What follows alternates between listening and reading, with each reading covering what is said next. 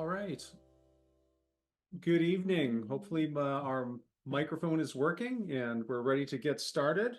My name is Richard Deshane and I'm joined by my wife Marnie, and we are the co-founders and the co-chairs of Inflamed Brain Alliance, and we're delighted to welcome you to IBA's first educational webinar. We're humbled and grateful that so many of you found this topic of interest and that you've chosen to join us today for this webinar with our special guest speaker, Sheilah Gauch. We're thrilled to have over 450 registered today, but we acknowledge this is a painfully personal subject for many of you, which includes those of us facilitating and presenting this evening. Your participation today is deeply appreciated, and we sincerely trust it will be highly valuable. And how very fitting on this inaugural webinar, it's Rare Disease Day, which also happens to be on Leap Day. Before we go any further, we have a few important housekeeping notes. All the lines are muted except for the speakers. We've enabled closed captioning. It's in English, of course, but in your settings, you can freely enable another preferred language.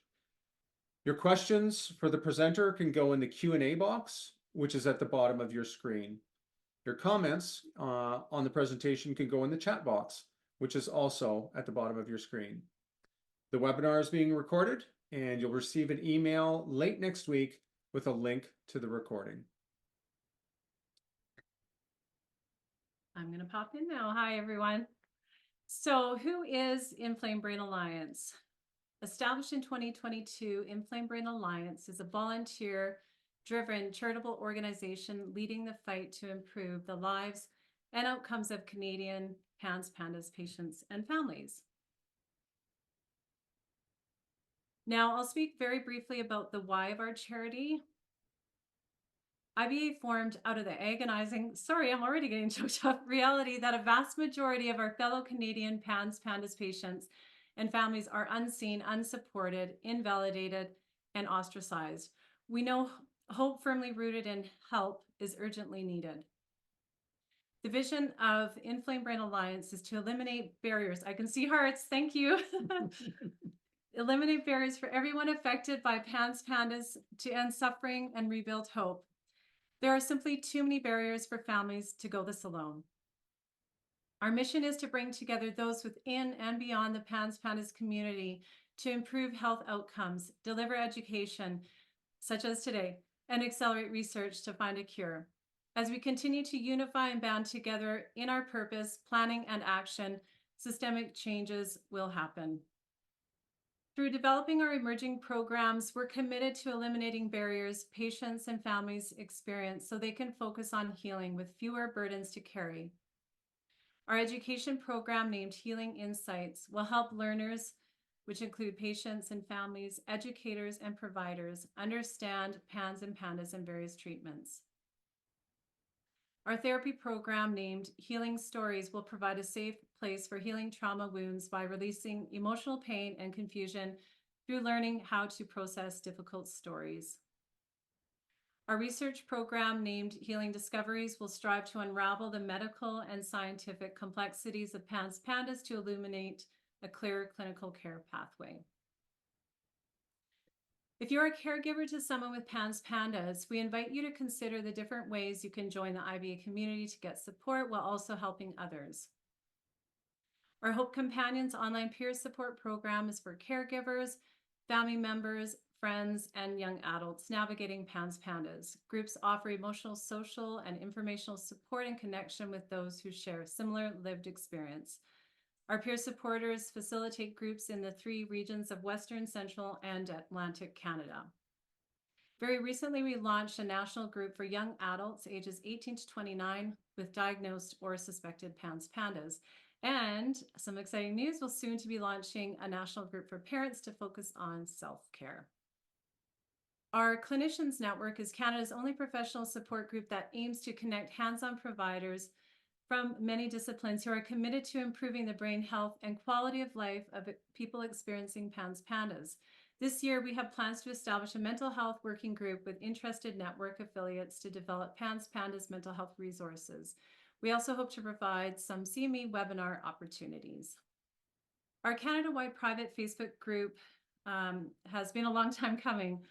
It launched less than a week ago, which is very exciting. The group moderators provide a safe and supportive place for caregivers, family, friends, and young adults with diagnosed or suspected PANS PANDAS as they navigate their journey.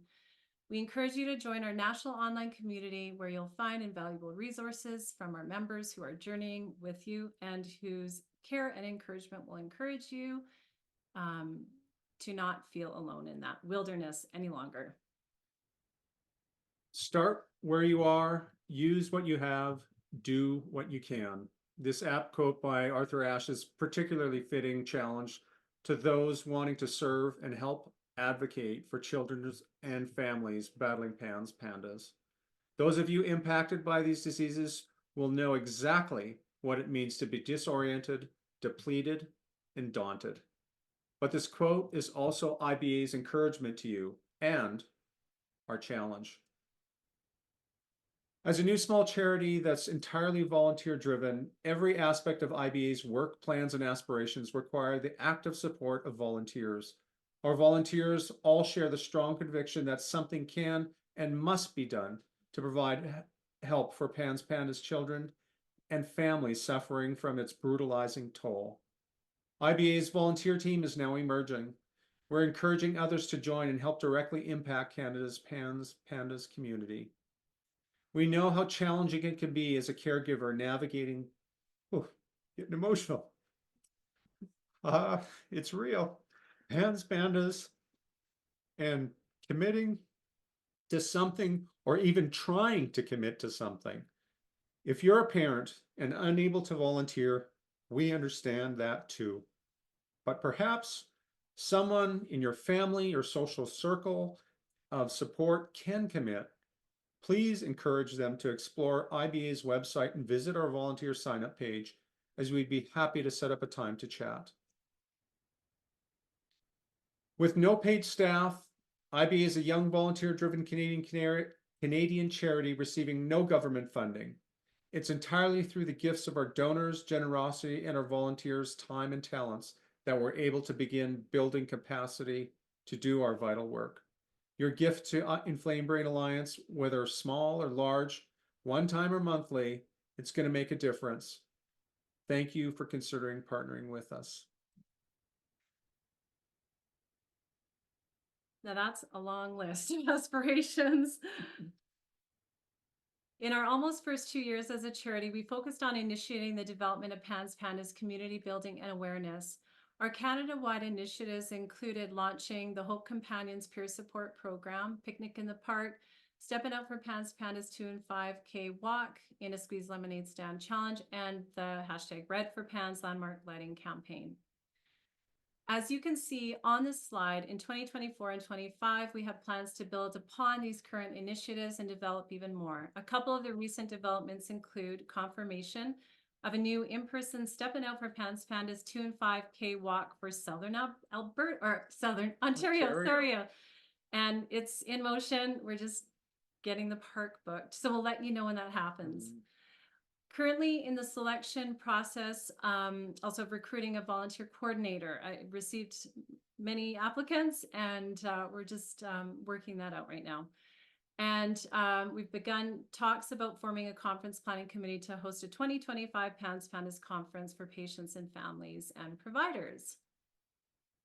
I'm really pleased to introduce you to our presentation host, Emily Bennett. Emily's a registered clinical social worker in Lethbridge, Alberta. She works as a counselor supporting children and families through their difficult experiences.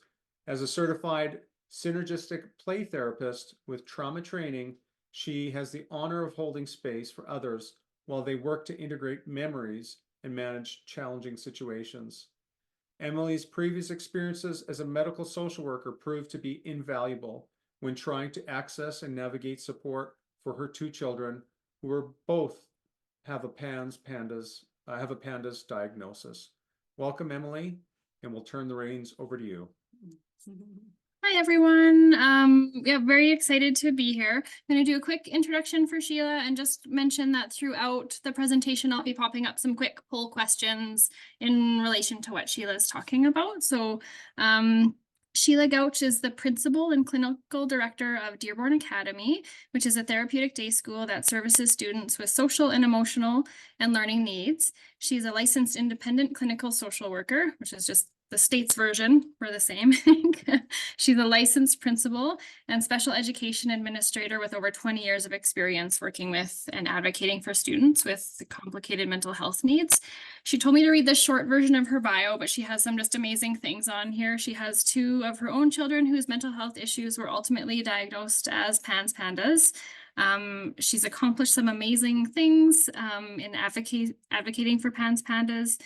She received a Commonwealth Heroine Award for her advocacy efforts, and we're just very lucky to have her presenting, and the IBA is very, very, very excited for you to share your presentation, Sheilah. So I'm going to turn it over to you. Awesome. Thank you so much. And thank you so much for having me. These are pretty amazing numbers. And just, I have to say, I got pretty teary just in the chat, looking at how, like, where everyone's from and just how amazing it is. And I'm just so grateful to be here. So we will get started. So I am here today to talk to you all about understanding and managing caregiver trauma associated with PANS PANDAS. It's a topic that is near and dear to my heart as a caregiver of 2 children with PANS PANDAS. Both of my children are older now and grown and have left the house, but it's been quite a journey, incredibly painful one, as I'm sure everyone on this call can relate to, and that's why you're here, right? So our goals for today are to understand what trauma is, learn what is happening in your brain during a stress response, identify the barriers and obstacles that kind of that combine to kind of create this trauma and this particular type of trauma, which I think is pretty unique, and identify some different ways to support. And we have about an hour of me speaking. So I'm going to try to move through fairly quickly, and then we'll get to questions after. It will be recorded and sent out. So we'll get started. I can also kind of periodically check the chat, but I think I'll try to get through the content as much as I can. And then Emily is going to help me out with questions at the end. Okay. So honestly, I started really digging into this topic of caregiver trauma for myself, to kind of help myself heal as well, and to try to understand why some confusing things were happening for me that you'll hear about as we go along, because I share a lot about me and my story as well, and try to relate it hopefully to what you all might experience also. And so for me, it was really grounding for me to break down, like, what is trauma? Like, what is actually happening in your body and brain when you're having a stress response and you're having and you're kind of having a trauma response, right? And so that's what we're going to do for the first part of this, is kind of look at the biology of trauma, so to speak. So hopefully this will be helpful and kind of break down what's happening for everyone. So you can see here, trauma results from an exposure to an incident or a series of events that are emotionally disturbing or life-threatening with lasting adverse effects on the individual's functioning, mental, physical, social, emotional, or spiritual well-being. So I think it's interesting. Like, I've looked through, like, for us social workers, that's the DSM-5, our kind of statistical manual of, like, categorizing what exactly is happening to someone. And I would say post-traumatic stress really resonates with me as, like, the definition for what's happening, because the reality is you all are fighting for your kids' lives, right? And so it really is a threat to your child's well-being, to your well-being. I think a lot of times when we talk about trauma, and I also do this training, this is a different kind of training, but for caregivers of children with mental health needs. And this feels like you kind of forget that it's traumatic, and because you're parenting, like you're literally raising your children, and there's this overlay of stress, like continuous stress, right? From your child's illness and from kind of the ramifications of it. So it's kind of hard to note sometimes, but I feel like it really fits the category of post-traumatic stress in a lot of different ways. So just to name that. So anxiety itself, or a stress response, which is kind of the first step of becoming a trauma response, right, is a physiological response to a really primal survival mechanism. So when we are under stress, we predictably behave in one of three ways: fight, flight, or freeze. So here's my National Geographic, kind of dates me, right? GIF, but it's basically the idea that your body and your brain is telling your body that it has to fight, flight, or freeze for its life. Okay, so that's kind of the first premise. It's super adaptive. We all have it. You can't get away from it, and it's there for really good reason. So,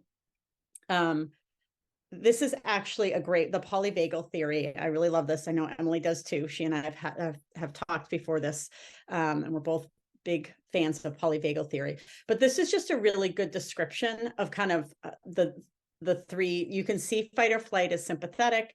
When you're in freeze, it's actually shut down. So fight and flight are kind of together, right, in the sympathetic, and freeze is actually like a secondary reaction. So the way I will often describe it, I'll just go back here really quick. For me, my stress response, my automatic response is that I fight. Probably why I'm a decent advocate. I want to fix things, right? If you're a fleer, like you might automatically just feel like I got to get away from this. Like I can't. So for me, freeze is that like once I'm stuck in fight mode too long, or things get too scary and big, then you're going to see me freeze. I'm going to curl up like a pill bug. I'm going to roll under my sofa. And I see some friends on here today. So Carolyn or Jennifer or Amanda, Blake, someone might be coming in to come find me to say like, where are you, Sheilah? Like you've frozen and now you're not moving anymore. And we'll talk a little bit about kind of the different reactions, but you can see kind of what happens in your body at these different stages, right? So the first part that we're going to talk about, I like to use the hand model of the brain. I use it a lot at the school I work at as well for the students that we have. Like our whole staff team is kind of trained in this neuroscience of the brain. And I think it's just really helpful to kind of understand what's happening in your brain when you're engaged in a stress response, when your brain tells your body it's time to fight, flight, or freeze for its life. One of the most rewarding experiences for me has been to study brain science and apply it to the experience of parenting. And the hand model of the brain that I use to teach parents is very useful to understand that. So if you take your thumb and put it in the middle of your palm, put your fingers over the top, this is a very useful model of the brain. And when we can actually see in front of us what's going on in the brain, then we can change what the brain does. So let me walk you through very basically what happens in this brain and the structures in it. And it goes like this. The spinal cord comes up, representing the wrist. And then you have coming up into the skull, the brain stem and the limbic area, which work together to help regulate arousal and your emotions and the way you have a fight, flight, freeze response. Okay, so we're just starting with the first, with that first part. And so if you think about your brain as your hand, it's not, but let's just pretend. Your thumb is your amygdala. Okay. So that's actually what initiates that fight, flight, or freeze response. Like that's an automatic, like automatically there's a lion chasing you and your body and your brain just tells your body it's time to go. Like you got to move quick. Okay. So that's the very first kind of step in our hand model. And when we think about the physical manifestations of this, so this is your amygdala is part of your limbic system. And when the limbic system ignites, right? Like if you are running from a lion, you might have any of these things. Like you could even, I'd have you put it in the chat, but I I want to make sure I get through everything. So, because I'm guessing everyone has much different responses when this amygdala fires off. So the way I think of it is like you're driving down the highway and someone slams on the brakes in front of you. That's that rush of adrenaline, cortisol, norepinephrine that goes through your body, and it tells your body it needs to prepare to fight, flight, or freeze for its life, right? So lots of things can happen. It's a really physical response to, and it's a really adaptive response. There's a really good reason behind it because your brain is trying to keep your body safe, right? And so what happens when this amygdala fires off and sends those stress hormones into your body to prepare it to run, flee, freeze, is that every other system kind of shuts down, right? So like when you see, and this is really great too, just to think about for your kids, because this is also happening for them, right? Especially with PANS PANDAS, this limbic system is really impacted, right? So they might, the difficulty breathing, the headaches, the nausea, like here's the thing, like all of those stress hormones coursing into your body, like they could cause headaches, right? So like I have a school, I work at a school where lots of students have pretty significant anxiety. And we talk a lot about that, like a headache really makes sense because you just flooded your body with these hormones to get yourself ready to run. Nausea, like you don't need to digest the bagel you just ate. Your GI tract actually shuts down if the amygdala fires off, because it's literally preparing every part of you to get ready to run or freeze or flee. Your working memory drops, like you actually don't need to know algebra if you're running from a lion, right? Like it's not a good use of your energy. Everything has to go into getting away from the situation. You're unable to concentrate, like you're not going to be reading, I don't know, Moby Dick while you run from a lion, right? Like there's no reason you should have an attention span because your attention is like super focused on getting away. So your body's just amazing. And I think it's so important to know like why this is all, it might be happening in your body. It's also just good to think about for your children, right? Because it's likely happening in their bodies. So the next part we're going to talk about, so that was the amygdala, and it's sending all those stress hormones into your body. The next part is, we're going to talk about is the cortex. Hold on, let's get it.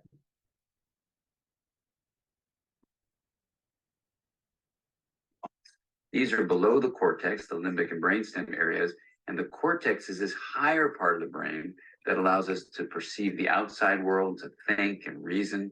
And this frontmost part of the brain, right behind your forehead, so the person's oriented like this, is actually the part that regulates the subcortical, limbic, and brainstem areas. Okay, so here's our amygdala, and here's our cortex that wraps around, right? So the great part is this cortex can wrap around the amygdala and say there's no danger, like time out, like you're overreacting, like, no, like the car in front of you is moving, no stress, you can relax, right? Or the cortex can actually trigger the amygdala to fire off, which I know for me as a caregiver of PANS children, I'm up at 4 a.m. worrying. I'm going to guess I'm not alone out there. Right. So when that happens at 4 a.m. and my cortex is like, hey, Sheilah, you have to fix this. Like something's happening. Your child's not doing well. Then, and I worry and I worry and I worry, it fires off, right? My amygdala fires off, and now it's 4 a.m. and I'm in a stress response, right? It's not terribly helpful or productive, but it happens because that's kind of how our brains are wired, right? So you either have the downstairs brain that's in response to a trigger before you can even think about it. There's a lion actually in the room, or your upstairs brain, which happens from your worry thoughts. And so the cortex can worry the amygdala into firing off and sending that cascade of stress hormones into your body. So the great part, because we are amazing, and I like to really frame it like our bodies are really amazing, is that we've evolved, like we didn't have a frontal lobe, right? But we have evolved to future plan and predict. It's been amazing over the course of our evolution as humans that we can future predict and plan for outcomes, right? Like we can make sure that our children don't get in danger, right? By planning ahead. And that's because we have this frontal lobe.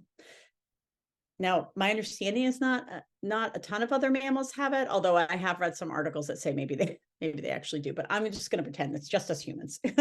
I don't know. We have this magnificent frontal lobe, and it helps us future predict worry, which is super productive until it's not, right? So the way I always think about talking about worry is like, if I make a plan to go down to the grocery store after this before it closes at 10 and get some milk because I need milk. My kids need milk. Then I make a plan. I have a worry. I've got to end this webinar and go get milk. And I have a plan and I'm good. And I'm like, great. I don't need to even worry about it anymore because my plan is solid. However, if I keep going back to that worry, so I say like, okay, I'm going to go get milk after this. And then I think, oh my gosh, what if I don't get through this whole webinar? What if, I get stuck and I can't get out to my car and go get, now all of a sudden I'm in this loop, and I have a worry, a plan, and now I'm doubling back to the worry, right? Which is what I'm doing at 4 a.m. PS. I'm not making a plan at 4 a.m. and letting it go. I keep doubling back. And the more I double back, the more my cortex, right here, and this, my frontal lobe is engaged, and it's saying like, we're making a plan, Sheilah, this is going to be great. And then my cortex says like, get stuck in this loop. And by the way, all of our kids are in this loop because they all have OCD. Anyone with PANS PANDAS likely also has OCD, right? So they're stuck in this loop. We're stuck in this loop. And now our brains are firing off. And there I am at 4 a.m. and I can't sleep, but I'm in that sympathetic fight or flight. Sadly, I'm not in freeze, or maybe I'd be asleep, but that's what's happening. And so the sum total of all of this is when your cortex kind of fires off that amygdala, your brain can flip its lid. That's what it calls it.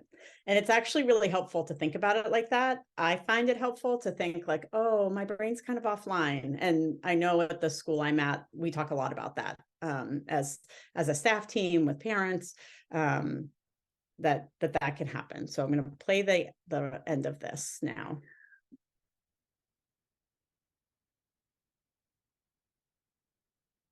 Brainstem areas. This regulation is very important because sometimes we can have all sorts of things happen in our life. We're tired, we're exhausted, someone pushes a particular emotional button, and we can flip our lids. So rather than being tuned in and connected and balanced and flexible, we can lose all that flexibility, even lose moral reasoning, and act in ways that are terrifying to others, including our children. Now, you can actually bring yourself back online and come back to the high road and make a repair with your child. And that's important to explain to them. And you can also use this hand model of the brain to explain to children, even as young as 5 and 6, how to understand when their emotions are rising up from the brainstem and limbic areas here, and how it's overriding the prefrontal area and making it so they may be about to flip their lids. So I've had kids come tell me that they're about to go flip their lids and they need a break. They need a timeout. And by even just naming that, they can tame it. And that's the power of using the hand model for ourselves and our children to help us all make sense of what goes on in the emotional communication that we have in the course of day-to-day life. Okay, so I'm not a huge fan of Dr. Siegel saying that we can all behave in terrifying ways, just for the record. Every time, I've been using this video for a long time, and the longer I do it, the more I'm like, oh, come on, Dan, you can do better. So, but anyway, I think the message is important that this amygdala can fire off. When that happens, you're not in your thinking brain anymore, right? And so what we want to do is we want to get back in our thinking brain, which is our cortex, and we want to be able to regulate our body, right? And it's really important to be able to, you got to put your brain back online if you're going to be able to regulate it. Now, the tricky part is, Sheilah at 4 a.m, it can flip her brain again. But it's just really important. And we'll talk about some ways to kind of help you regulate and ground yourself when we get to that part of the training. But I just think this is a really great way to think of it. And I've definitely used it with students. And I think what it does is it just helps us understand that it's actually just a normal reaction.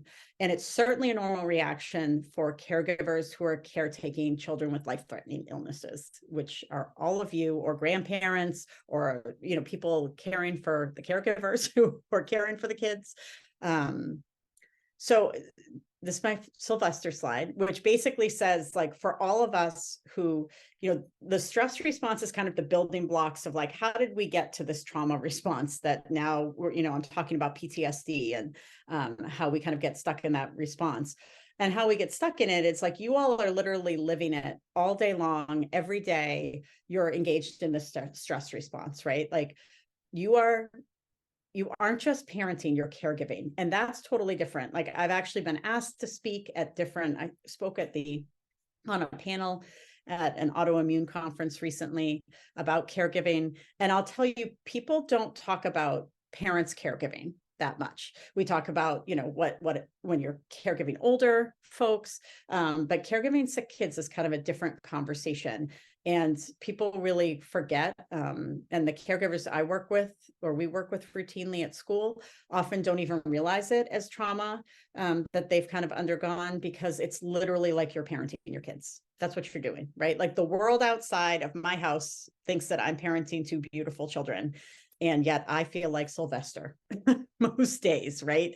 Because my amygdala is constantly firing off and stuck in that stress response. And the thing is that anxiety is mostly about avoidance, right? Like, you want to avoid this feeling, this amygdala firing off. It doesn't feel good, right? Like, if you're getting nauseous when you have a stress response, or if you're jittery and your heart's racing and you're feeling panicky, like, I actually don't like the feeling I get when I want to send off a 10-page email, because PS, that's what my fight response does, is I am like, I'm going to tell people what needs to happen now. And I don't like that. I feel bad, right? And so I want to avoid that feeling at all costs. And the thing is, like, you will literally do anything for your kids. Like, it's not, you have not been put in a typical situation, right? Like, you are literally living in this stress response all day long with your worry and your anxiety, and you're waking up at 2 a.m, or for me, 4 a.m, or whatever it is. It's actually multiple times a day, if I'm being honest. So over and over and over, you're having this stress response. When I do this training, I've done this training before, and I do have a slide, I took it out, but of, like, a frog in a boiling pot of water. I don't know if you've ever heard that analogy, but it's that, you know, a frog doesn't even know it's boiling, right? Because you just turn up the temperature slowly, and before you know it, you're cooked, right? And they don't even recognize it. They just kind of sit in the boiling pot of water. And I feel like that's what this is we're all sitting in boiling pots of water that somehow, in a lot of ways, has kind of been condoned. If I'm being, we're going to talk about, like, why, by kind of societal standards, right? Like, you all are parenting, and yet you're engaged in this acute stress response on a regular basis as you try to care for your children. Just going to launch the quick poll question, Sheilah. Sorry. Oh, great. With Perfect. Thank you, Emily. So we'll leave it open for like 30 seconds, maybe. Just what do you think your stress response is?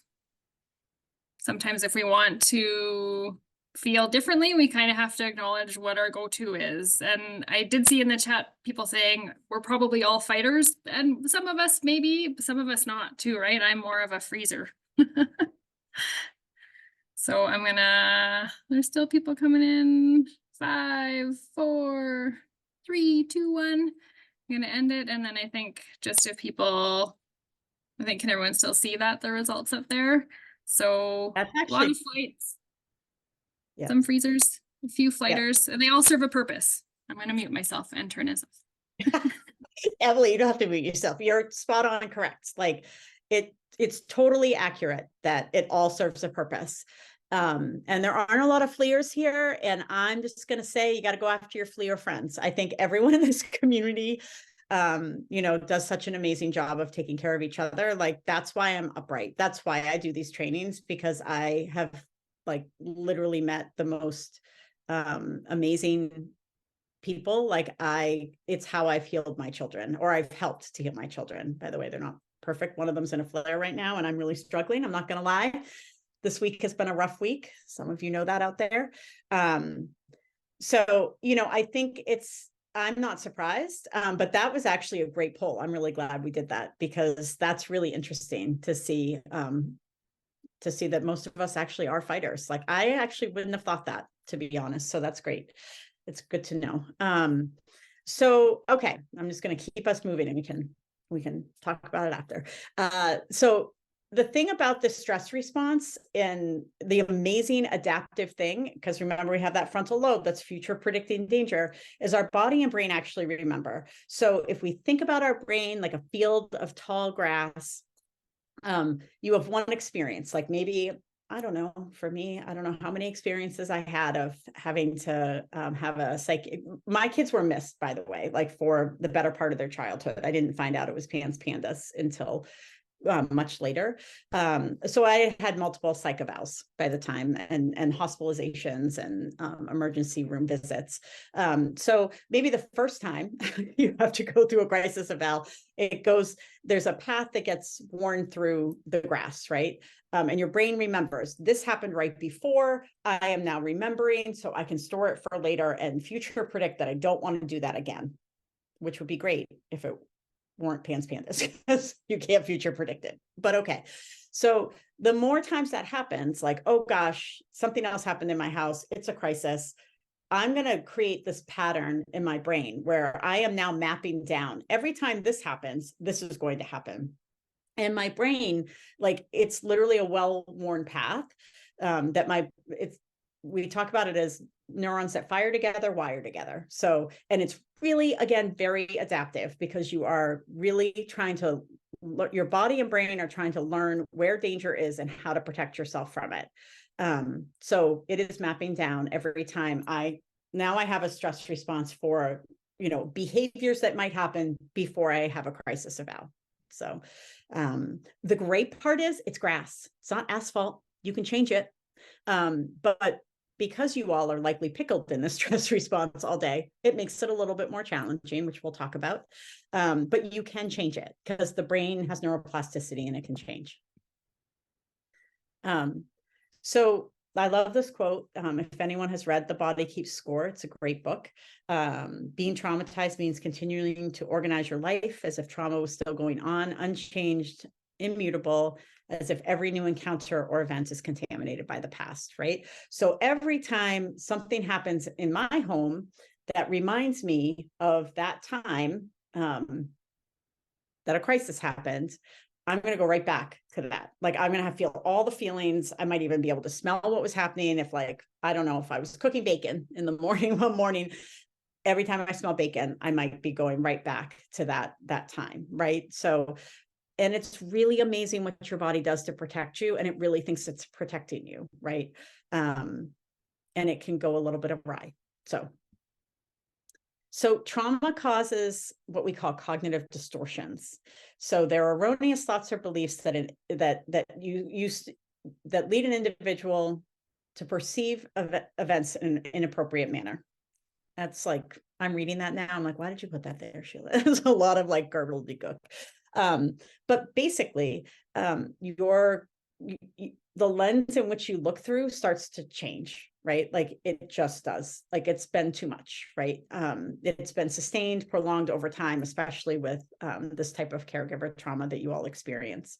So some cognitive distortions are all or nothing thinking, catastrophizing, personalization, shoulds, and mind reading. I'll give you an example.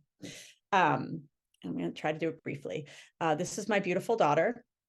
At some point she loved to do musical theater, and she was picked to be the dragon in Shrek. And I was so proud, and I was so terrified, because I had to, they were both placed in different schools outside their home community at the time, both kids, because of their significant level of need. And this was a community-based theater production. And so I had to go back in front of all of the people I had left, because I remembered all of them. And I really believe they all just knew. It was like wearing the scarlet letter. Like, somehow in my stress, I believed everyone knew that that I was different and my kids, were different.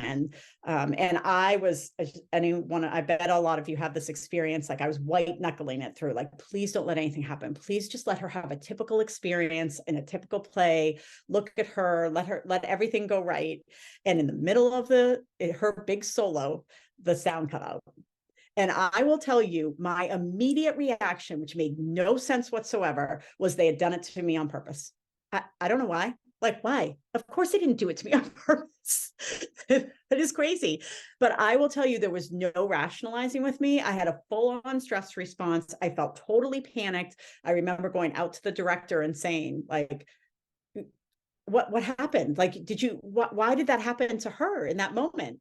And I remember them looking at me like, are you all right? And I was not. So I think that's a cognitive distortion. Like, why would I personalize that? That's not about her. That was a technical malfunction. But I think it's, maybe a good example of what happens to us. And we miss it, by the way. Like, I miss it and I justify it because then I feel ashamed, right? I feel really ashamed I had that reaction. And I did. I still do. I mean, I tell it. It took me a long time to tell that story, actually. It's so horrifying to me that I had such a big fight response that I am going out and telling a director that it's their fault that my daughter didn't have her mic on. So trauma feels like you are right back in the crisis, right? So like that mic went out and I was like, here we are again. I don't know, are the neighbors going to call the police again? So I'm right back here. It makes it really hard when our kids start to heal, which I'll talk a little bit about. You're always waiting for the other shoe to drop. It's sawtooth recovery. This illness is painful in that way. I have worked with so many caregivers who they get their children, and me. I mean, my child is away at college and they've been doing great and they are struggling again. And it is literally like, I might as well be back at age 7 again. It's so painful. And look at me, I might even start to cry about it, but like, that's it, right? Like all of a sudden you have your beautiful child back and then they get strep or they get COVID or something happens and they're gone again. And you're like, it's the wildest thing to walk through as a parent. So, because how do you explain that? Like now all of a sudden I'm back in my acute stress response. And then how do you learn, how does your body understand safety at that point? And we may not be able to acknowledge how far our kids have come because we are still so stressed. Like we keep getting pulled back in, right? So it's really hard for us to let them fly. And I worked really hard to do that, to be honest, and to retrain my own brain to be able to let them go to college and go feel success. I mean, let them, they're adults, they can do what they want to do, but. So this illness overall creates a really complicated trauma response.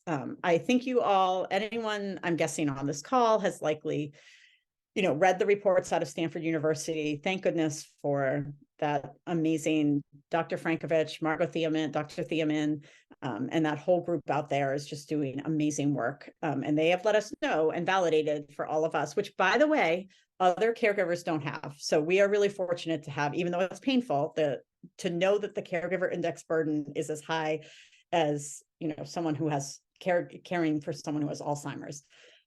It's pretty significant. And it's pretty important that we have that people have cared enough about the caregivers in this community to look at that. So I always say, why is it complicated? There are 123 people on this call. Any one of us here may have had our own trauma before we had kids. So you may now have the complicated response of, if you look at 61% of adults have at least one adverse childhood experience, one ACE, right? 16% have 4 or more. And so you could be dealing with your own, trauma from before you had children, and now you have this trauma. And that's really significant. Mental health stigma. I actually truly believe PANS PANDAS struggles as much as it does because of the bridge into mental health. I know for me, like if I often say it was like I was on the island of the Gauches. Like it was so hard for people to understand, so hard for people to sit in the pain with us. And I think a lot of it is stigma. I know it's gotten better. I still don't think it's great.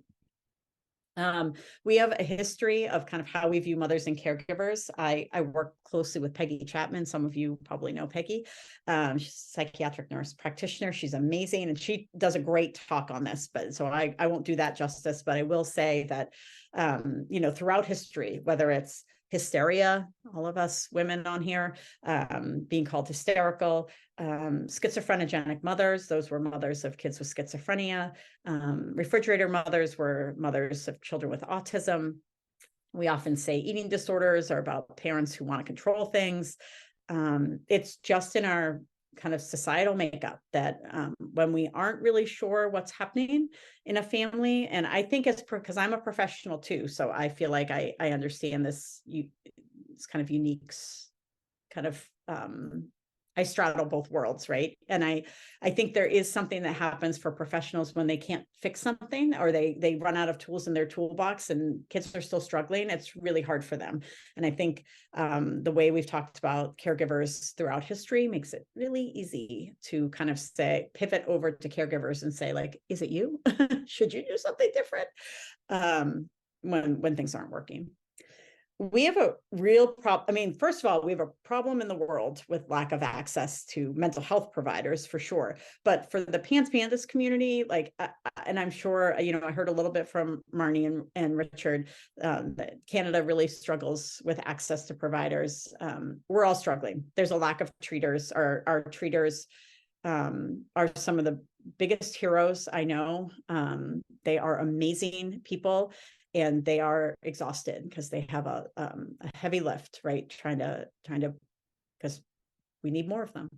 And we all know monetarily it's a real problem for all of us. The socioeconomic barriers of trying to manage this illness is ridiculous. It is not equitable. I think for me as a social worker, I feel so strongly that this is why we have to keep advocating. All of us scrappy fighters who are on this webinar today, like, you know, we need to go back in and help create some equity so that everyone gets an opportunity to get healing. I mean, a lot of us will talk about we are all the lucky ones. I don't feel very lucky, but we're the lucky ones to get the diagnosis and to figure out how to get treatment. And lots of other people deserve that too. Systemic racism, this is not an equal illness. And in my opinion, it is not a white illness. It is just a matter of equity that we have not really disseminated. We need more awareness. We need to disseminate the information into historically more marginalized communities. And we need to make it equitable in terms of socioeconomic factors. Like overall, like it's messy and not okay, in my opinion. We need a lot more equality. Did you want to say something? Poll, just a poll question. Well, first I'll say preach, and then I'll launch a poll question. Thank you. I think I probably know the answer to a lot of these ones, but yeah. They're coming in fast and they're coming in pretty consistently. So we'll give it like 10 more seconds if you want to contribute.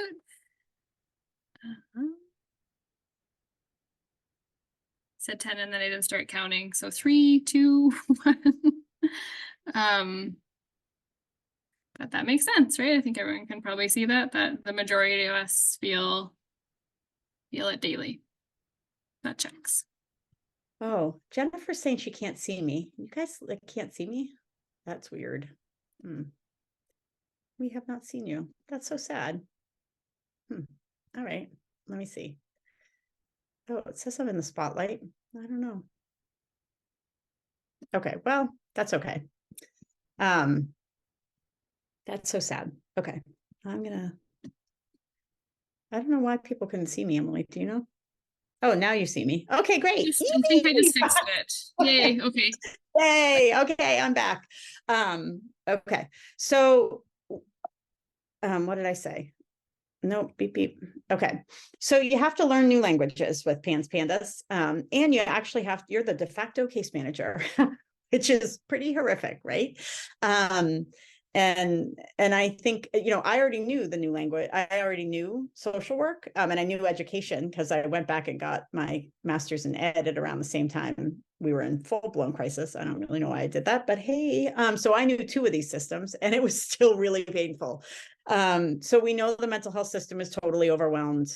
They aren't really aware of PANS PANDAS. No one wants to go into a psych unit when you have a PANS PANDAS child, because unfortunately, and what I've learned as a social worker, just to say, is that it's actually that insurance doesn't allow them to do much outside the scope of an inpatient hospitalization. So, you know, we've tried to get lab work done, or you might want to get an MRI done. And unfortunately, it's not part of that package deal for the insurance company of inpatient psych. So they're not going to do it.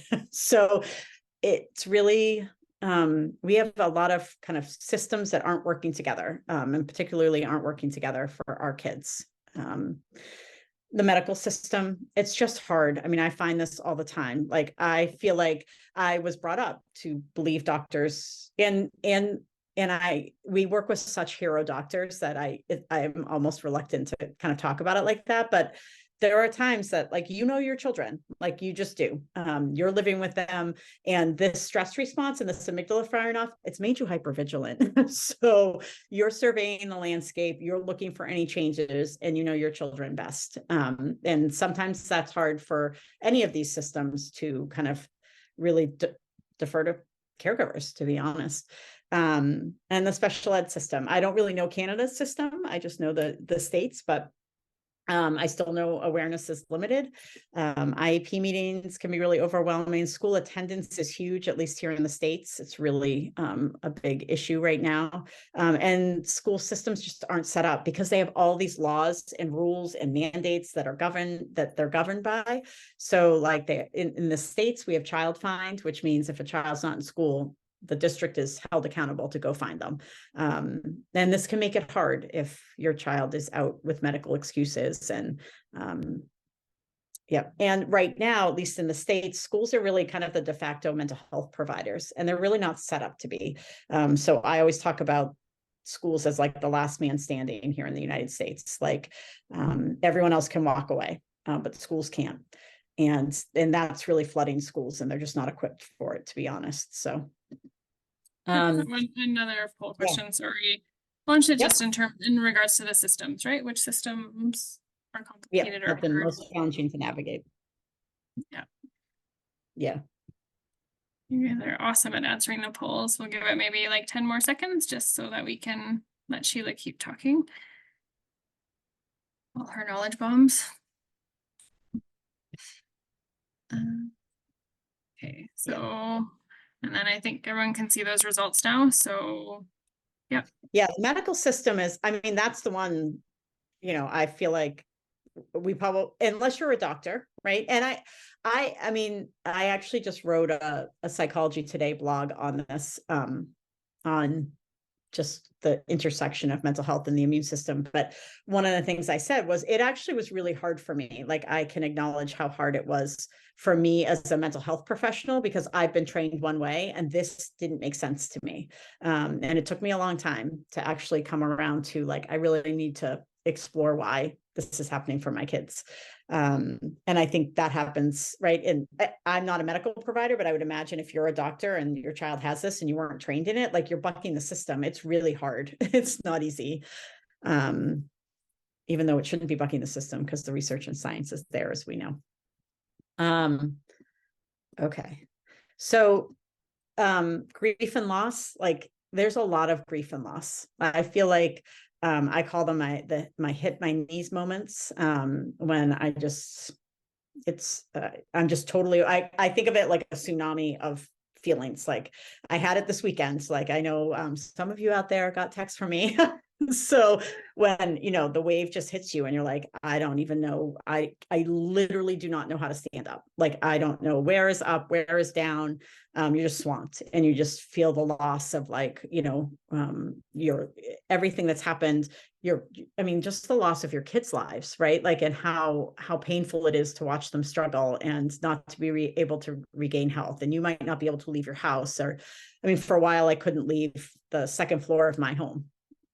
You know, at all, like, ever, because it would be screaming and yelling, and you know, it was wild. So grief and loss is real. And I think what I would say about it is, you the only way through it is through it. And I don't know, Emily, if you would agree with me, but like, I just feel like it's, yeah, like you can't avoid it. So you might as well just feel the big feelings. And yeah, Emily's on it. It's good. So, and PANS PANDAS, it just impacts all your relationships, which you also have to grieve, by the way, and you have to feel it, and it stinks and it feels really bad. You know, you and your partner, we talk a lot about this. We actually, at the school I'm at, we brought in a 10-week trauma group. And we actually got it from Dr. Thiemann and Stanford. They were amazing. They let us take it, and we kind of adapted it for caregivers of children with mental health needs, and PANS PANDAS. But what a lot of those caregivers talk about is that their partners have different stress responses. So like if I'm a scrappy fighter and my husband, he's in the other room, so I won't talk about him, but maybe if he's a freezer, like it's going to be really hard because I'm going to want to move quick. And he might be like, do we have to? They're okay. You know, and I'm like, they're not okay. The kids are not okay. Like, we got to go in. You might be parenting alone. I have a very close friend of mine who's a single mom, and it's just so painful to listen to because there's no respite at all. The presentation, because it presents as mental illness, there's just shame attached to it. I'm sorry. Like, I wish it wasn't true, but because you can't fix it. Like, and somehow the world there's a weird thing that's happened where I think we think caregivers can really fix mental illness. So it's confusing, but your friends and family may not understand, and the prolonged nature of it, it actually is really hard on other people too, because it's prolonged pain. People struggle to sit in each other's pain. It's just human nature. We struggle with pain.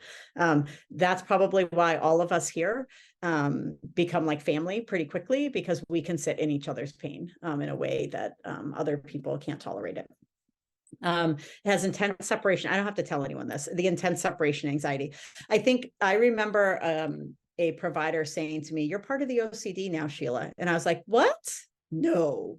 Yes. And I am. P.S. I mean, it's just hard not to be. I don't know. And I appreciate, I don't know. I haven't figured that one out, but I think all of us who are caregivers kind of end up in that cycle, and it's hard to break it. So the sawtooth recovery is challenging. We know that as well. These are just some quotes from the caregiver trauma group that we run from parents about kind of their feelings on like why it's hard to have hope and why it's hard to, just to kind of feel good because it's so painful.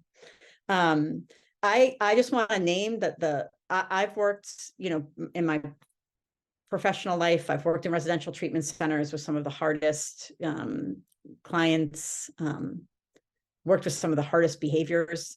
I've never seen anything like this. I mean, I knew how to I thought I was an expert on behavior management until I had my children. And then there's, brain inflammation doesn't really, you're not teaching new skills, when your child's brain's inflamed, right? And I watched Gabriella True from Aspire, the head of Aspire in the States. I watched her do a training once, and she talked about them as symptoms, not behaviors. And I love that, because that's what this is. They're symptoms, not behaviors. They're symptoms of a brain inflammatory process. And typical behavior management doesn't always work. And that feels really shaming, because everyone has an opinion on how you should take his Xbox away from him, Sheilah. And I'm like, well, if I take his Xbox away from him, he's on the front lawn potentially with a knife. Like, no, I'm not going to do that tonight. We're just going to keep the Xbox because I want to go to bed, right? Like, I mean, if we're just being honest, like that's some of the things we're kind of dealing with. And I'm not to say that we can't shift some of those symptoms, but I think especially when our kids are in flares, it's really hard. And I'm just naming that it's hard sometimes. The ongoing, you're not supposed to be in an acute stress response all the time. You're just not. It's really unhealthy. So I just want to say that to all of you as incentive for you to start regulating your nervous systems when and where you can. Because there's a lot of data to indicate that chronic stress and this amygdala firing off actually causes long-term physical damage. So we want to try to figure out how we can help folks regulate. These are just some other quotes from parents. I think I'll be sending the slides so you can read them after. So what can you do? Sorry, another quick poll question Yep, to polls, cut yep, you do off, it. just around relationships that are impacted. Just because I can talk and everyone else can. I just thought lots of those pieces are really validating. Sheilah, I think, right, in terms of like being roped into the OCD, the shame from the other pieces. There's that piece of like, as you mentioned, as a professional, like I should have it all together, but my kid is the one that's screaming right now. So it's so hard. Yep. It's yeah. It's true. And the reality that like literally I felt like I was an expert. Just ask me back, 10 years ago, 15 years ago. And I've never seen anything like those, I mean, I knew I could have run my own FBA if anyone knows the functional behavioral assessments, right? Like, and I was, real losing battle on that one. And I think with the OCD, that was always so funny because I'd be like, oh, good, something's working. And then I go, oh, dang it. I've just become it's like whack-a-mole. Yeah. Yes. Either you figured out like, man, I'm accommodating it and I'm not supposed to be accommodating it. Right. And then, or it would be whack-a-mole. I call it like Teflon OCD, there'd be one stuck thought and then there'd be another stuck thought 5 minutes later. It was not predictable in a way that like anyone who's worked with OCD as a therapist would know. Like, oh, this is predictable. There's no predictability with PANS PANDAS, goes right out the window. Yeah. So, okay, I'm going to keep going, but I love Bessel. So here's the thing. You have to remember how important you are. Your kids need you. You need you. Your partner likely needs you. And you need you. Like, it's like figuring out and remembering that you are really worthy of feeling better. And I've done a lot of, because I am a scrappy fighter, I have done a lot of reading on like, how did we all get here? Like, there's some really great books on the history of the mental health field and neurology. Mind Fixers is one of them. But if you look at The Great Pretender by Susanna Cahalan, anyway, the one Brain on Fire woman, that's another great book. Like, there are just there's a reason we're all here and it's not our fault.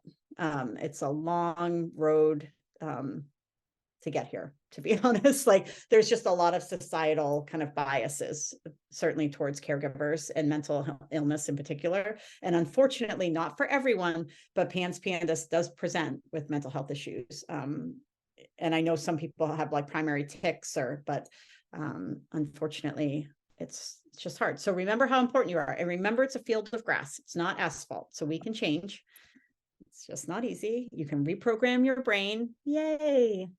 And the goal is always to get into this social engagement, which is why it's so important you all are here, which is why it's so important that you make friends with other caregivers. They have been my lifeline, to be honest, because this is where we all need to be. And if you notice, when you're in green and you're regulated, you are socially engaged with other people. And PANS PANDAS parents are typically not, they are very isolated. You are very much alone. And I think finding the community of parents like Inflamed Brain Alliance gives you that group of people, and that's essential for your health. So we have to stay out of shame. I think this illness is steeped in shame. I think it's so complicated. I hope I've highlighted a little bit why. But shame is the intensely painful feeling that you are unworthy of love and belonging. I think especially with the loss of friendships and the loss of relationships, and I know it's been hard. Like, it's been a lot of like walking through the grief and loss of all of it. And also just shame actually feels worse than anxiety response, if you think about it. And my friend Brene Brown, who's not my friend, but sometimes I pretend she might be someday, she will say shame is trauma, because it's so painful. It's inextricably linked to the fear of being unlovable. And like, we humans are just hardwired to want to be in connection with one another, and PANS PANDAS disrupts connection. And if you think about an experience you had when you felt ashamed, it feels 100 times worse than when you have a stress response. It's really painful and it's awful. So we're going to practice empathy and acceptance of yourself. It's not easy, but you're going to lean on all your friends. And hopefully you have some in this community already. And the thing is, the reason for the empathy is Brene Brown has a great little clip I show in some other trainings, but we don't have time for it. That empathy combats shame every single time. You cannot be ashamed and feel shame if you are empathy is literally the antidote to shame. So we need to have empathy for ourselves. And it's just a really kind of great reminder. So here are just some attributes of empathy: perspective taking, staying out of judgment, recognizing emotion, communicating emotion, mindfulness. Mindfulness is huge for me anyway.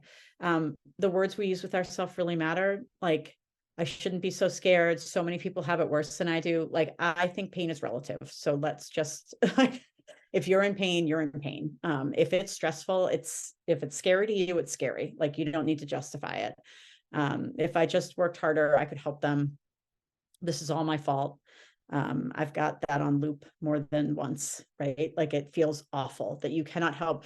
The way I always say it to the clinicians I work with at the school I'm at, it's like, the one job a parent has is to keep their kids safe. That's like the one job. We got one job. And like, we are stuck struggling to figure out how to do that. Like, and it's like kind of against all the odds, to be honest with you. And that's really hard. So,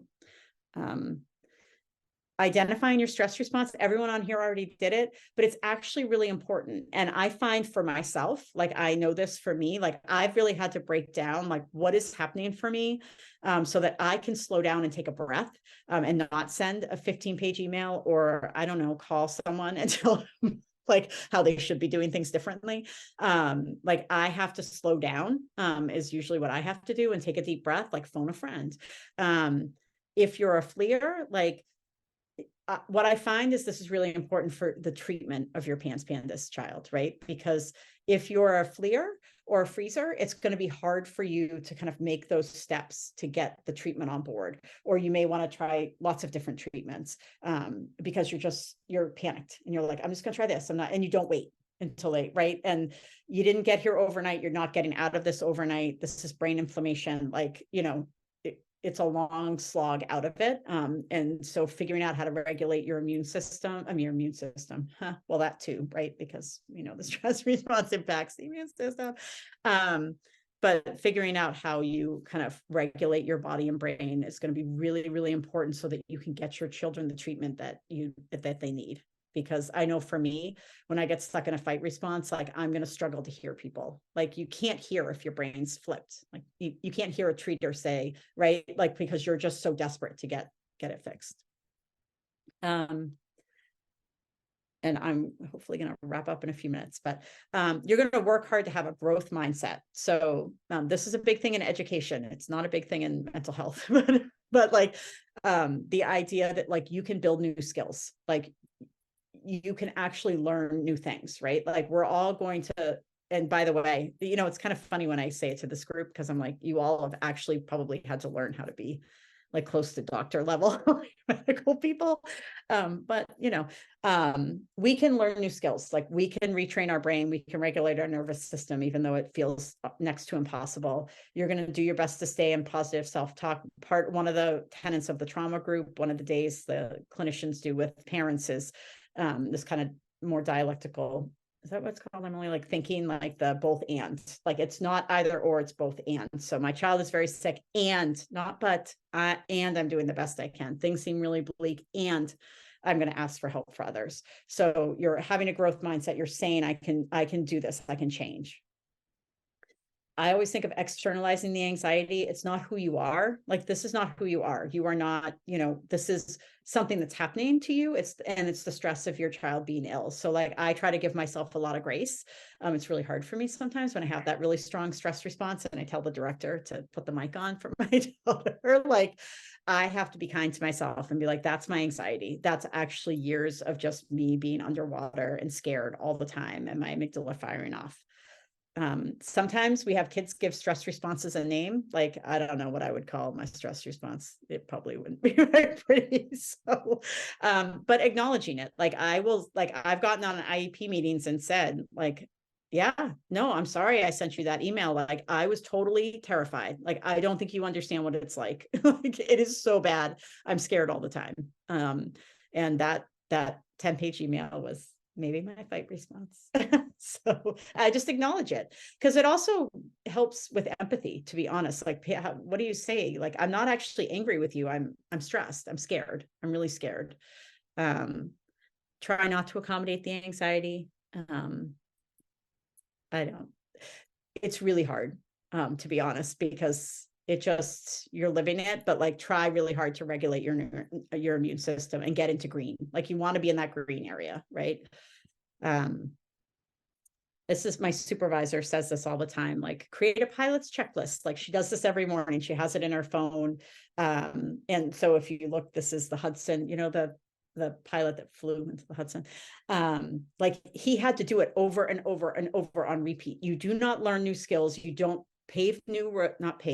you don't create new pathways in your brain by doing it when you're stressed. Because remember, you have no working memory, right? We talked about that. So there's no working memory. So you're not learning it in the moment. Like, he didn't learn to land a plane on the Hudson in that moment. Like, he practiced it over and over.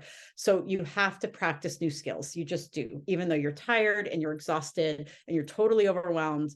And it's like a rolling stress response. Like, you need to practice mindfulness, or do a yoga class, or go for a run, or talk to a friend. Like, practice your list daily. Like, wake up in the morning, have it in your notes on your iPhone, and go through it. Maybe they're quotes that you really like and they just ground you. And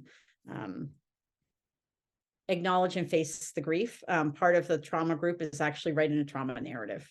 Caregivers actually write their trauma narrative, and it's really healing. It's really painful. But the only way through is through, right? And just feeling the pain. Some things on your list of coping skills. I'm a big call a friend kind of gal, so lots of people on here might know that. Stay off the roller coaster. That was a great piece of advice. Like, this isn't like, you get on your roller coaster with your child, like, you're doing loop-de-loops and throwing up over the side with them. But if you stand on the side and you kind of eat your popcorn, and I'm not saying it's easy. I am not saying it's easy. I'm on the roller coaster more than I'm standing on the side. But I think I always like that analogy of like, oh, they're really struggling, but I don't have to get on with them and ride the roller coaster with them. Like, I can try to do some breathing, try to stay grounded, maybe call a friend, whatever you can do. Q-tip is what we say all the time at our school. Quit taking it personally. It's so hard, because of course it feels personal. These are your children. Like, how does it not feel personal when your child is saying awful things maybe to you, or they won't comply with your expectations, or whatever it is, right? And I always say, like, they may be doing things that are totally outside your family norms and values, because that's what happened for us, to be honest. Like, things that, like, I would never say were okay appeared to be okay in my home. It wasn't, but it also wasn't about me, and it wasn't my fault, and I wasn't actively doing it. And they weren't, even though it felt personal, it wasn't personal. They're sick, right? And that's hard too. And find your support network. To find whoever you can. Inflamed Brain Alliance just is amazing, and just the fact that they're having this tonight is amazing. And I'll just end with that quote. And look at me, I made it to 8:45. That was pretty good. I mean, I went fast, so I can answer questions. But we can all do really hard things and take care of ourselves, and then also take care of each other, which is really important. So, okay, I'll stop sharing. Is there one more poll, Emily? There was a couple more in just in the nature sorry, of time. Emily. No, I just wanted to make sure she finished, and so I kind of went away from the polls. I can bring them up now, or I could jump into the Q&As. Do you have a preference, Marnie and Richard? Maybe launch the last two polls, or however many. Yeah, go ahead and launch Got them. 4, so 5. Yeah, so here's 5, which was the most challenging aspect of PANS PANDAS. It's hard to choose just one. And that list could be very long too. Oh my goodness. Yes. Yeah, I'll just give it a few more. 5, 4, 3, 2, 1, and then bring it up so everyone can see. So they all have a place, but treaters is for sure a big one. It's really painful. yeah. And any of you with kids with Lyme, woo, that's a whole different disaster. Sorry. I'm in that one now. So. And then the last one was just around the most helpful support.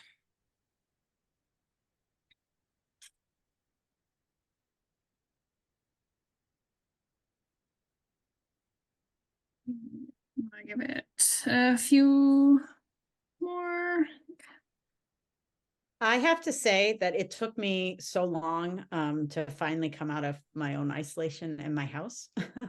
And it was the best thing I ever did. So if you are not finding supports, like get out there and, you know, and it's hard, especially if you're a freezer, it's really hard. I think like when I've been frozen, it's really hard for me to make connections and to put myself out there. So. Yeah. I think that online, that doesn't surprise me. I think like when you are alone, it's neat that there is an online community that you can have access to the information, because if it wasn't for the internet, we wouldn't have known what we were dealing with. 100%. Yep. Just to back up, just really quickly, Sheilah, I mean, the reading that I've been doing and the listening of the podcasts, and I mean, over and over, it says you cannot heal alone, right? And that need to get out to connect is so important. And so whether it's online with people, but it's absolutely critical. Yeah. Yeah, it's that social engagement part. When I did the polyvagal theory, kind of that green, it's so critical to regulate your nervous system. You can't do it alone, for sure. Nope. So if you have a question, we've got, I think, 5 kind of in the Q&A, so we'll see how many we can kind of get through. But if you have a question, that's where we pop it in. I just have a question, actually. Can you all see our screen? Because we apologize, none of our slides were shown during our intro talk. But can someone give me a thumbs up? Can you see them? Can you see the Q&A? I can see them. Oh, awesome. Okay, We'll send those slides to you. So the first question, Sheilah, is around siblings, which is a very valid and important question. How do we balance the sibling who is healthy and the trauma that they have to deal with?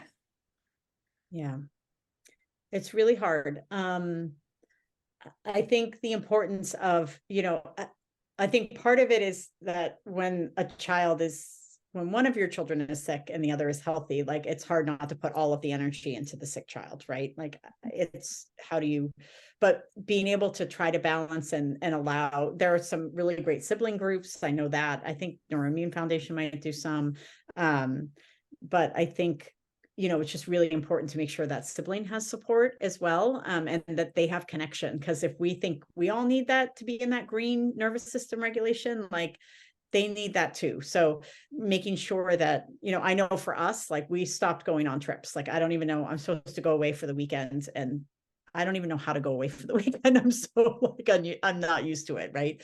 And so I think it's just really important to kind of remember to like keep things as normal as possible for that other sibling, so that they get to do those things and they get that time with sports teams or time with friends as well. Yeah. I think too, and my obvious like bias as I sit in like a play therapy space is that I think everyone can benefit from counseling too. And so I think that we work so hard to get the supports for the kiddo that is struggling, and then they can have just as much benefit from the same supports. So if one's in counseling, like the other one can really benefit from those pieces too, I think. Totally. Very biased opinion, but the next one is around, is there a relationship to when the child or adolescent is diagnosed and treatment is started? and whether sort of PANS PANDAS continues into adulthood. And just kind of mentioning when you're talking about older kids, that's hard to hear, right? When which is fair. Yeah, I mean, I think we all, there's been some great recent research out on just like, when you catch it earlier, like obviously like,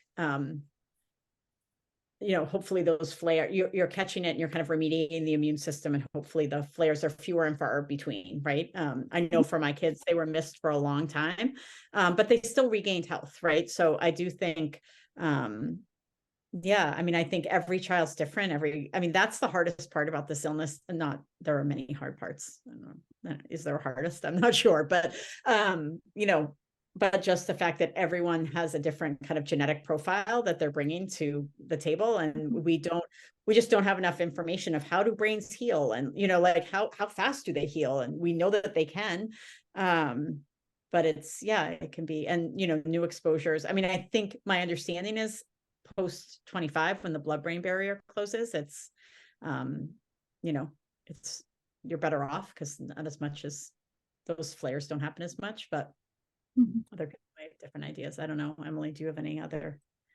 Yeah, I agree with everything. I think the only thing is I keep having the visual of the grass slide that you showed, right? And so I think if the grass has been pushed down and walked on for a longer period of time, it's not that it can't grow back, but maybe it does just take a little bit longer, take some fertilizer or whatever to kind of get it going. So it is just a different path. Well, and I think to that point, like, I think, one thing we always talk about, that triangle, right, of treatment and the three-pronged approach. And I think, the prong that hasn't been super well researched from my perspective is the mental health piece, right? Like how do kids, I mean, we know OCD and exposure therapy, and we know CBT therapy. And, but I think everyone's different of kind of how they walk through that, and how they re-regulate their nervous system and relearn those skills of not being scared all the time, right? And kind of changing your brain. That's hard. Yeah. And it's unique because it's OCD, but it's not OCD, right? Like that's the tricky thing. It's not, because it's that sawtooth. The next question, I feel like we could keep answering questions for a long time, so I'm very cognizant to move on, is around, can you touch on blaming the parents? And I guess an extreme version would be like Munchausen's by proxy. Not really a question, but just can you touch on it? Yeah, I mean, it's, to me, it's funny. It's not funny. There's nothing funny about it. Munchausen by proxy is really hard for me because I think it's just another way that we've rearranged. I think of it as just rearranging the furniture on the Titanic. Like we've just called it something else, It's so rare. I actually did the research on it for another Psychology Today article. It's like 1%. And yet I think again, like my interpretation of everything I've read around kind of caregiver blame and parental blame, truthfully, is that it just feels like when we don't know something, it's an easy out. Like, like if we don't understand what's happening, like the schizophrenic parents, the refrigerator mothers, right? Like, and it really took parents, like it actually takes parents to rise up, like the schizophrenic mothers. It was actually NAMI and the National Alliance of Mental Illness. Like they all came together and said, that's enough. Like enough in the 1980s, like you're not going to call us that anymore. That's actually not true. It's an organic mental illness. And it's kind of how psychotropic meds came to be. And so it's really parent driven. Like, yes, it's there. It's been there for a long time and we can change it. But we need to be a united front to change it, truthfully. Or I think just like finding space in community, right? Like I think, and then that community becomes the changing front because it's, it's hard. Someone was wondering if you had a recording about stress and anxiety for children that you use for students at school that you'd be willing to share. That's a great question. I don't have a recording, but if I know my friend Jennifer's on here somewhere, I bet she could think of how I could get a recording. Jennifer's always problem solving those things really well. The next one is just in regards to shame. And I'm trying to think back to the slide because I don't know exactly, but it just said, is that projected shame to others or shame or your own personal feeling of shame? I mean, I think of it as your own personal feeling of shame. Like this is like a shame, chock full of shame kind of illness. You know, but, and the unique part about this illness is you likely feel shame for your child as well, right? Like, so it's like both and that's probably, I hadn't thought of it that way. So that's a really great question. But I felt enormous shame for, you know, just like some of the things that happened or the really unexpected events, or, you know, one of my kids had what seemed like Tourette's and things would come out of their mouths. I'd be like, what's happening? Like, so yeah, it's probably both and. It's pretty tough. I feel like it's a little bit like Oprah, where it's like, you get the shame, you get shame. Yes, you that's get exactly shame. it. And it's Oprah and Brene. Those are my pals that are We're on my besties. video that I didn't use this time. Yeah. And I joke Yeah. because I am a true believer in laughing so that I don't cry sometimes. So just I'll throw Oh, that you out there have so to people laugh. know where I Yeah. am. Yeah. You have to use humor. Totally. When you have a child with both PTSD and PANS, how do you begin to untangle them, or do you need to? I don't know if you have one without the other. Like, I don't know if you have PANS PANDAS without some little like PTSD in there. Hey? Yeah, no, I don't think you do. I mean, truthfully, and I think, I think you really have to heal the brain and then double back for the trauma, to be honest, because I don't think, you know, the brain isn't going to be able to change and heal if it's still inflamed, and, you know, but I mean, honestly, I think just like the scary intrusive thoughts they have are traumatic. Like, you know, I often think of like, if you have a safe home and your child is safe, because I worked, you know, my previous career, I worked a lot with children who were not safe in their homes. But most of our PANS PANDAS families have safe, loving homes and so it's this incongruence between these children live for the kids, like they feel safe and loved, and yet their brains are kind of defying them and telling them things are really scary and unsafe when that's not true. It's really, I think that incongruence creates a trauma too. Yeah, I agree with that 1000%. Another question, this has been so validating and helpful. Is there a similar presentation that's aimed at PANS PANDAS kids themselves? So kind of similar to this, the stress one, I guess. Is there a best practice for helping them heal from the trauma they went through, if when they reach a place that they're healthy enough to address? Kind of piggybacks, I guess, on the last one too. Yeah, I mean, I think, and Emily, you might have a different thought. I do think trauma work is always great, but I think truthfully, like for a lot of these kids, like it's almost that natural exposure work of like going out into the world again and having new experiences, right? Like my ability to step back from my own stress, and it truthfully, like when my kids were going to college or they wanted to go back to their community high school, it felt like I was walking through mud. Like I was so scared all the time. But me being able to step back and step out and allow them to experience those things actually allows their brain to map down new experiences that are healthy and safe, and that they can do it, and that they're capable, and they get to build on that. And that also can kind of help the brain heal and remind them like they are capable when they haven't been for so long. So yeah, no, I agree. And I guess some of that stepping out might be even just an independence, like when you talk about being like you have a need for codependence, right, with your child, and they need you, especially if there's that separation anxiety. But stepping out on their own, and that might be a form of trauma therapy, and there's lots of different ones out there, and some are directive and some are more non-directive. At the end of the day, I think it's just going to be what's the best fit for your child, right? So but I think a space where they are validated outside of the home, right? Because hopefully they all have that in the home, and I think everyone here is creating that. But then who else can just be like, yes, I believe you, and that's really hard, because I don't think our PANS PANDAS kiddos get that as often as they could benefit from. I just want to note there's something in the chat about the blood-brain barrier. Like, I'm not a medical doctor, so you guys should just know that I'm a social worker. I have heard that from other treaters, and I don't know, I'm not sure. I think Dratan Ajalou has some really great research on demonstrating how the blood-brain barrier becomes permeable, even though in theory it's closed, but it becomes more permeable. And in kids, I don't know. But my understanding was at 25, it kind of becomes more tightly sealed. But again, here I am, social worker. So. Oh.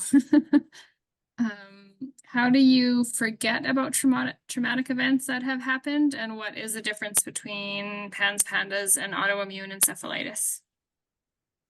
Oh. The AE question is tricky. I'm not sure I can answer it well. And I just, I would say, how do you know the difference between, yeah. I can't really answer it, to be honest with you. It's kind of above my skill set. I know I have some friends on here who are really skilled at answering that question. My friend Peggy Chapman would say autoimmune encephalitis is actually much more critical and significant in terms of like just health globally. Like it, not critical and significant. It's more like leaning towards death, right? Like if you don't catch it, but I don't know the answer to it. And I can't remember the first part of the answer. The first part was just, how do you forget about traumatic events that have happened?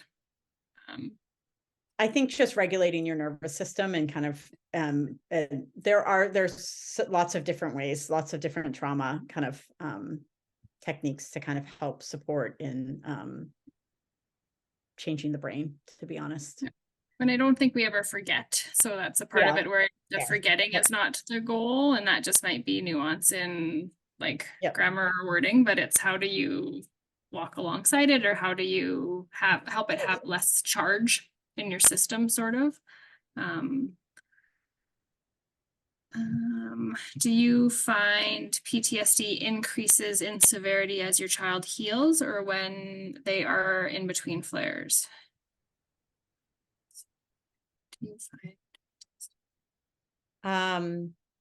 PTSD increases.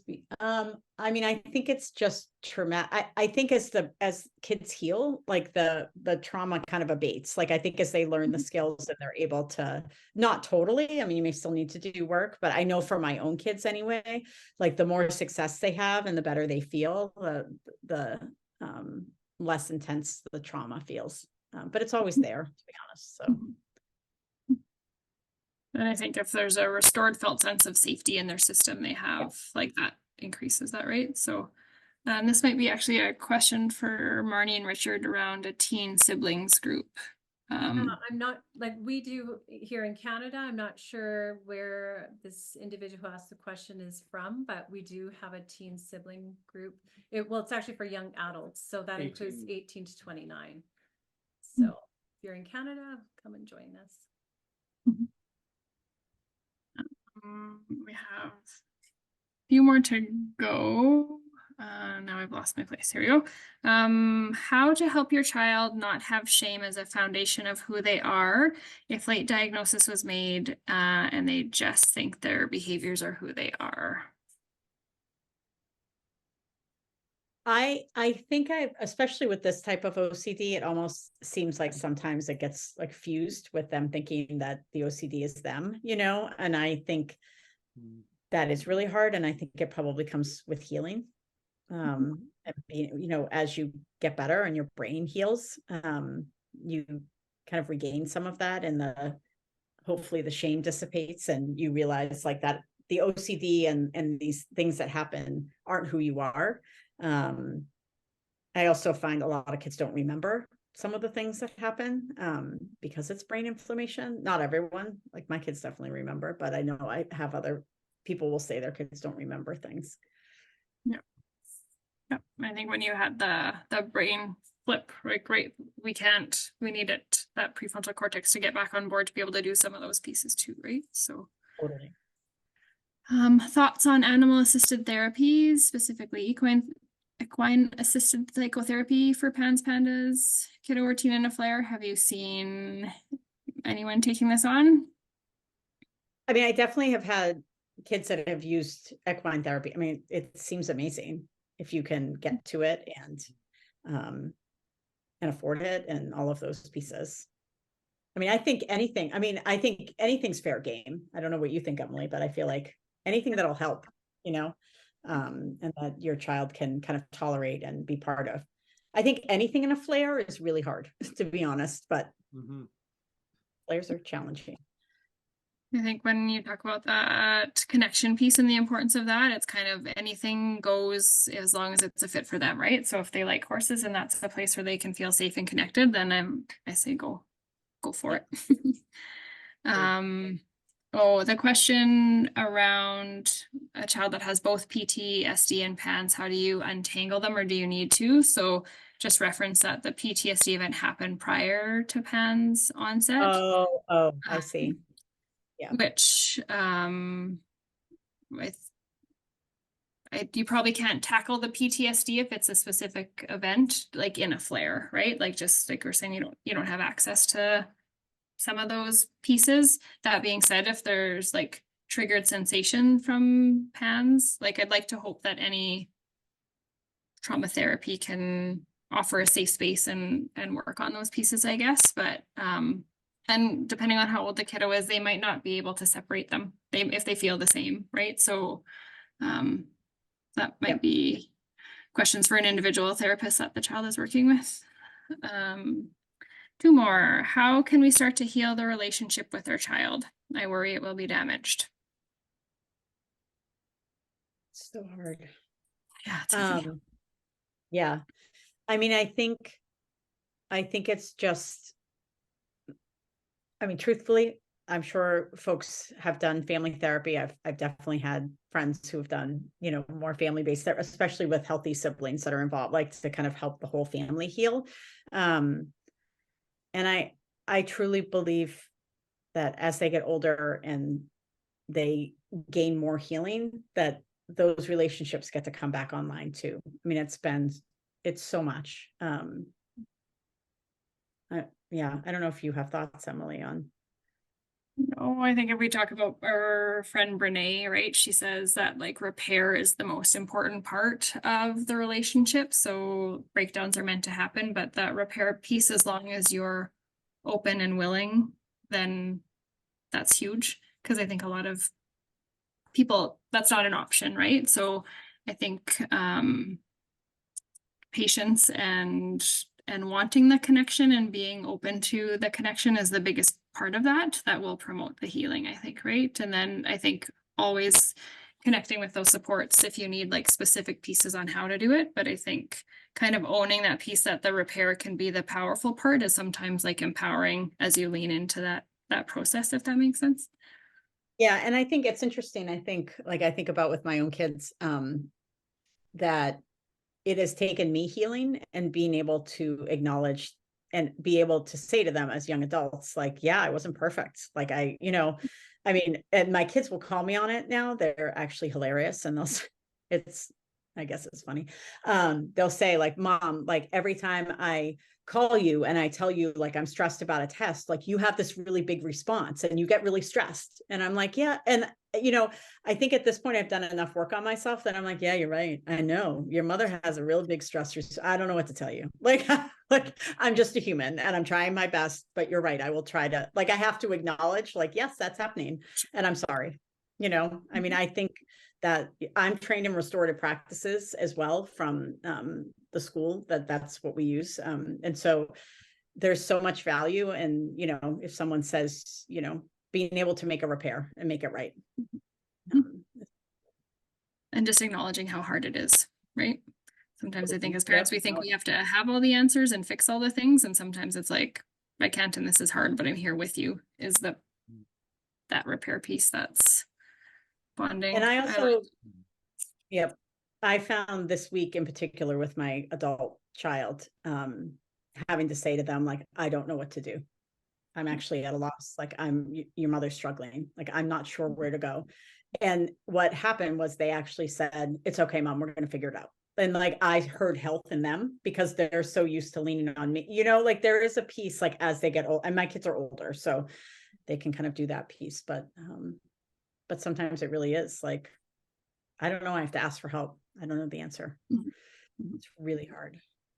Yeah, it's really great modeling though. A few more questions have come in, so when I said there was a few left, I was wrong. Both my husband and I are biologist scientists, and one of the biggest challenges is the lack of consistency in terms of treatment. A lot of non-FDA approved treatments and supplements, etc., that make us worried because if people are desperate, like us at one point, we would try anything, kind of that fight response. How do you help parents manage these responses? Because engaging in forums gets up into the woo. Yeah, it does. I mean, here's the thing, like, I can't wait until medicine and science decides that they want to catch up, you know, like, because I think that we have all been asked to be de facto case managers. Like and I agree, but I don't know, you know, if there are, I mean, at least, you know, hopefully we can follow protocols but who can get IVIG? Like how many people here can, you know, like, I mean, there are a bunch of us in Massachusetts who kind of fought for, you know, and as a lot of other states have, for like insurance mandates. So there's equity and access around that. But if you can't afford IVIG, then what do you do? Like, I don't know. I mean, I agree. It's complicated and you hope that parents don't have to kind of off-road into treatments that may not be, you know, medically based, but I don't know. Yeah. Truthfully, I don't know the answer to that, because I think, like, honestly, like medicine, like we have to demand, like in the States, like NIH doesn't fund grants for PANS PANDAS. So how would science catch up? Like, it's confusing. Like yeah, it's a tough one, because I don't think I can judge anyone for trying something for their child. Like I've like shifted my thinking. I am not the same person I was 10 years ago, because I mean, truthfully, like when I hear the other piece is like, you know, I live in the world of mental health and psychiatry, right? Because that's what I do all day. And I hear a lot of people saying like, well, that's, you know, I wouldn't want to try that, like anti-inflammatories or antibiotics. I'd rather try this psych med. And the psych meds, I mean, if we think about psych, I mean, you know, you're giving antipsychotics for a 5-year-old, like that's unexpected too, right? And like, is it FDA approved? Most of the psych meds aren't, because we can't do research in kids. So it's such a complicated question, and I really appreciate it. I don't know what the answer is. No, I don't either. There is a newer book. It's on my like Amazon wish list. I just haven't bit the bullet yet, but it's a comprehensive physician's guide to management of PANS PANDAS. And it says it's evidence-based. I know Dr. Scott and I don't know if anyone's read that, but that might be, I feel like when I see something like that, it looks like a big hardcover book. I'm like, it's a slow process, but it's trying. It's coming, 100%. It's just people need access to the treatments that they say are working. You know what I mean? And that's where we all get stuck, because if you can't get IVIG and your child is so sick, you know, what do you do? I mean, do you just let them suffer, or do you try, different things? It's really hard. Yeah. Is there much research or support for families with children who have a dual diagnosis of PANS PANDAS autism, or pathological demand avoidance, when the like autism or PDA mimics the symptoms dysregulation of a PANS flare? Sounds like yeah. I guess, is there much research for those dual diagnoses, and it's hard to tell which symptom, hard to differentiate between Totally, yeah. symptoms, I guess, yeah. Yeah, and I know Neuroimmune Foundation is having an autism conference tomorrow and Saturday. I think that there is, I mean, there's definitely a heavy overlap, and we know that, or there can be. I also know of a lot of students that have acute onset, you know, at 14 and get an autism diagnosis, but autism is a developmental disability. So like, that's probably PANS, right? Like, so I think it gets kind of, it gets complicated for sure. Yep. Someone's asking about a visual chart specifically made for PANS PANDAS kiddos for non-speaking severe autism to help. Yeah, I don't know of any, but I wonder if like Aspire is such a great resource. They have a lot of great, she has a lot of great pieces on autism as well up there. So that might be a good. Yep. An individual therapist might help you create something is the other thing I wonder too. Has anyone had any success with treatment with a child who wasn't diagnosed until late 20s? Oh, absolutely. I think, yeah, I mean, yep. Everyone should be treated. I just had someone get diagnosed in their 40s and they deserve to heal too. Like it might be harder, it might, but everyone deserves to heal. So, and I think, yeah, I think the body can heal. Does it get harder? Like maybe, I don't know. I don't think we have enough research. I just don't think I think it's such a new kind of field, Mm-hmm. a new Yep. place to be. Yeah, I agree. And then the last question, there is a question just about connecting about the autism and pathological demand avoidance. Can everyone see the Q&As? Do you know, guys? I don't know that question. So, so last question I'll read out to Sheila. Are there any resources that you could recommend for a family who doesn't believe PANS is responsible for behavior because their behavior is intermittent and seems to be controllable at times? I think that, yeah, I actually think I often talk about that as OCD. Like OCD is really good at that. It's really good at, I mean, at kind of controlling, and there's so much shame attached to OCD that kids usually let out their OCD where they feel safest, I feel like. So, oftentimes, like I get this a lot as an educator, especially, I'll hear a lot from school districts that kids are doing,